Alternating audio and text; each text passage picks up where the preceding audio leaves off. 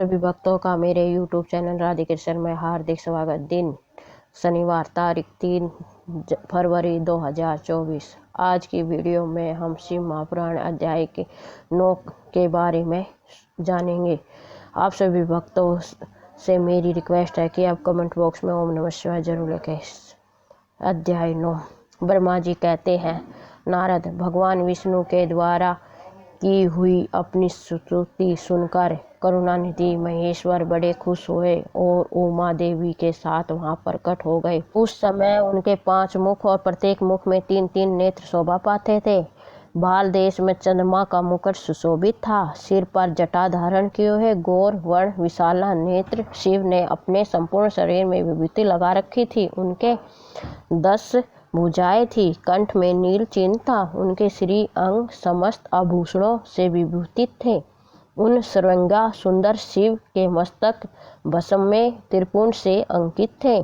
ऐसे विशेषणों से युक्त परमेश्वर महादेव जी को भगवती उमा के साथ उपस्थित देख मैंने और भगवान विष्णु ने पुण्य प्रिय वचनों द्वारा उनकी पूजा की। तब पापहारी करुणाकर भगवान महेश्वर ने प्रसन्न चित्त होकर उन्हें श्री विष्णुदेव को व्यास रूप में वेद का उपदेश दिया। उसके बाद शिव ने परमात्मा श्री हरि को गुरु ज्ञान प्रदान किया। फिर उन परमात्मा ने कृपा करके मुझे भी वह ज्ञान दिया, वेद दिया। वेद ज्ञान प्राप्त करके कृतार्थ हुए भगवान विष्णु ने मेरे साथ हाथ जोड़कर महेश्वर को नमस्कार करके पुण्य उन्हें उनकी पूजा की विधि बताने तथा सदुपदेश देने के लिए प्रार्थना की। यह बात सुनकर अत्यंत प्रसन्न हुए। कृपा निधान भगवान शिव ने प्रीतिपूर्वक यह बात कही। श्री शिव बोले, सुर श्रेष्ठ गण, मैं तुम दोनों की भक्ति से निश्चय ही बहुत खुश हूँ। तुम लोग मुझ महादेव की ओर देखो। इसमें तुम्हें तुम्हारा स्वरूप जैसा दिखाई देता है वैसे ही रूप का प्रयत्न पूर्वक पूजन चिंतन करना चाहिए। तुम दोनों महाबली हो और मेरे स्वरूप भूता प्रकृति से प्रकट हुए हो। मुझ सर्वेश्वर के दाएं बाएं अंगों से तुम्हारा आविर्भाव हुआ है।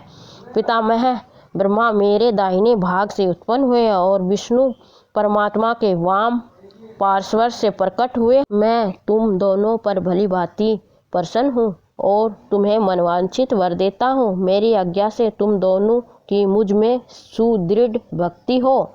ब्राह्मण, तुम मेरी आज्ञा का पालन करते हुए जगत की सृष्टि करो और विष्णु तुम इस चराचर जगत का पालन करो।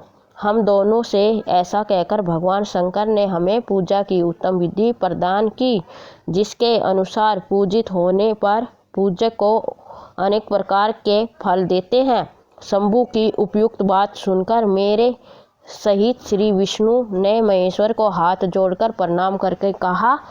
भगवान विष्णु बोले, प्रभु, यदि हमारे प्रति आपके हृदय में प्रीति उत्पन्न हुई है और यदि आप हमें वर देना आवश्यक समझते हैं तो हमें यही वर मांगते हैं कि आप में हम दोनों की सदा अनन्य अविचल प्रेम और भक्ति बनी रहे। ब्रह्मा जी कहते हैं, मुनि श्री हरि की यह बात सुनकर भगवान हरि मेरे साथ पुण्य मस्तक झुकाकर प्रणाम करके हाथ जोड़कर खड़े हुए। उन नारायण देव से स्वयं कहा।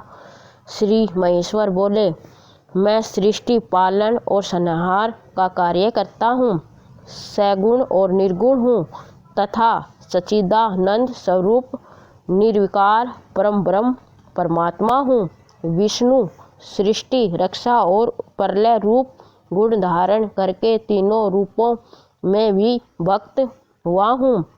हरे, वास्तव में मैं सदा निष्कल हूँ। विष्णु, तुमने और ब्रह्मा ने मेरे अवतार के निमित्त जो पूजा की है, तुम्हारी उस प्रार्थना को मैं अवश्य सच ही करूँगा, क्योंकि मैं भक्तवत्सल्य हूँ। मेरा ऐसा ही परम उत्कृष्ट रूप तुम्हारे शरीर से इस लोक में प्रकट होगा, जो नाम से रुद्र कहलाएगा।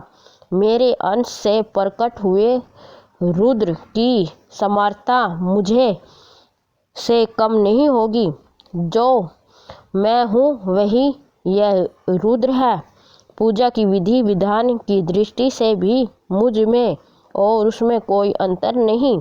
जैसे ज्योति का जल आदि के साथ संपर्क होने पर भी उसमें स्पर्श दोष नहीं लगता, उसी प्रकार मुझ निर्गुण परमात्मा को भी किसी के संयोग से बंधन नहीं प्राप्त होता। यह मेरा शिव रूप है। जब रुद्र प्रकट होंगे तब भी शिव के ही चेले होंगे। महामुने उन्होंने और शिव में परायपन का भेद नहीं करना चाहिए। वास्तव में एक ही रूप सब जगत में व्यवहार के लिए दो रूपों में विभक्त हो गया है। शिव और रुद्र में कभी भेद बुद्धि नहीं करनी चाहिए। वास्तव में सारा दृश्य ही मेरे विचार में शिव रूप है। मैं ब्रह्मा हरि और जो यह रुद्र प्रकट होंगे वह सब के सब एक ही रूप है, इनमें भेद नहीं है। भेद मानने पर अवश्य ही बंधन होगा। तथापि मेरा शिव रूप ही सनातन है। यही सदा सब रूपों में मूलभूत कहा गया है। यह सत्य ज्ञान एवं अनंत ब्रह्म है। ऐसा जानकर श्रद्धा मन से मेरे यथार्थ स्वरूप का दर्शन करना चाहिए। ब्राह्मण सुनो, मैं तुम्हें एक गोपनीय बात बता रहा हूँ। मैं स्वयं ब्रह्मा जी की भ्रुकुटी से प्रकट होऊंगा। गुणों में भी मेरा प्रकटता कहा जाएगा। जैसा कि लोगों ने कहा है हर तामस प्रकृति के हैं, वास्तव में उस रूप में अहंकार का वर्णन हुआ है। उस अहंकार को केवल तामस ही नहीं सात्विक भी समझना चाहिए, क्योंकि सात्विक देवगुण अहंकार की ही सृष्टि है। यह तामस और सात्विक आदि भेद केवल नाम मात्र का है। वास्तव में हर को तामस नहीं कहा जा सकता। ब्राह्मण, इस कारण से तुम्हें ऐसा करना चाहिए कि तुम तो सृष्टि के निर्माता बनो और श्री हरि इनका पालन प्रलय करने वाले होंगे।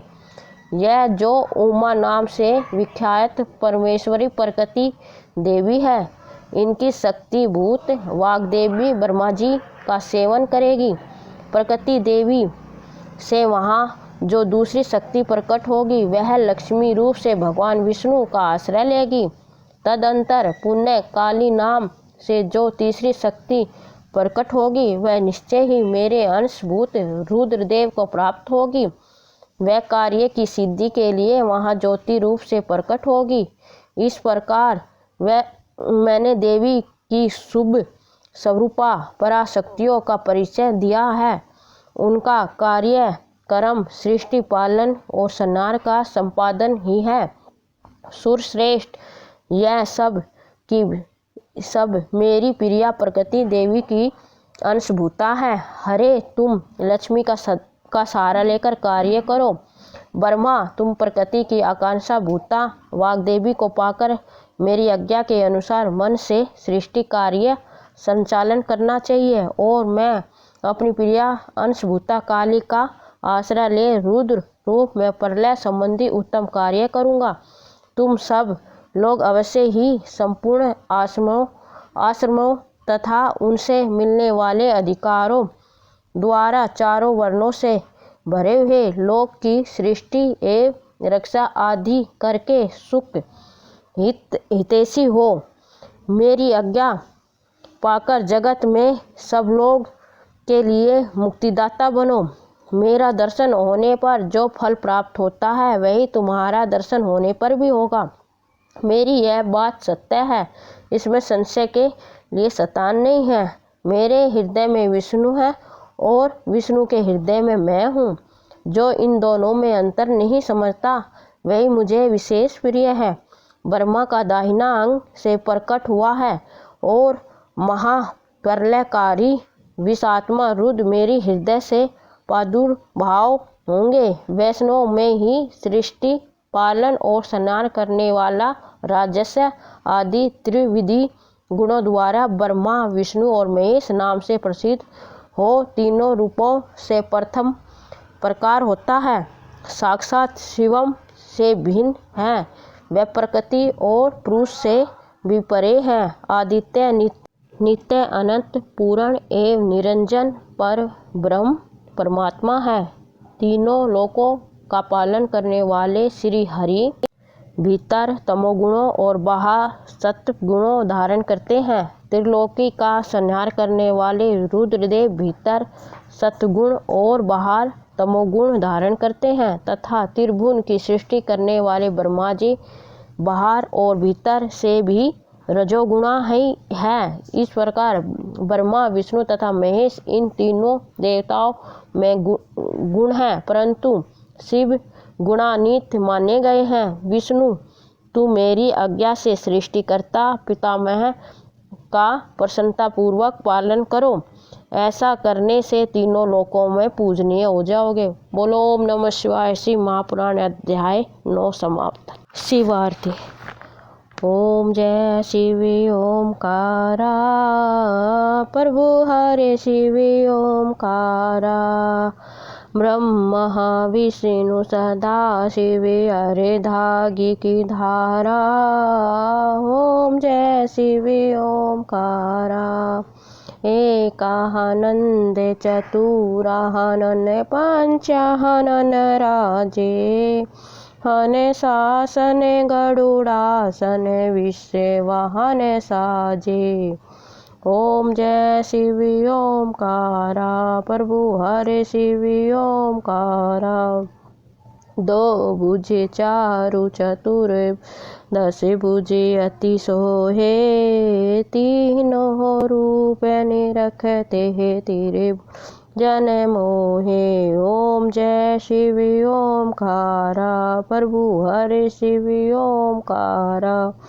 अक्षय महला हवन महल रूढ़ माला धारी। त्रिपुरा हरि कनसारी कर महला धारी। ओम जय शिव ओमकारा, प्रभु हरे शिव ओमकारा। श्वेतांबर पीतांबर बाघांबर अंगे। सनकादिके गरुड़ादिके भूतादिके संगे। ओम जय शिव ओमकारा, प्रभु हरे शिव ओमकारा। कर मध्य सुकुमंडल चकर त्रिशूल धारी। सुख का हरि दुख हारी जग पालनकारी। ओम जय शिव ओमकारा, प्रभु हरे शिव ओमकारा। ब्रह्मा विष्णु सदा शिव जानत विवेका। प्राण अक्षर में शोभित यह तीनों एका। ओम जय शिव ओमकारा, प्रभु हरे शिव ओमकारा। त्रिगुण स्वामी जी की आरती जो कोई जन गावे।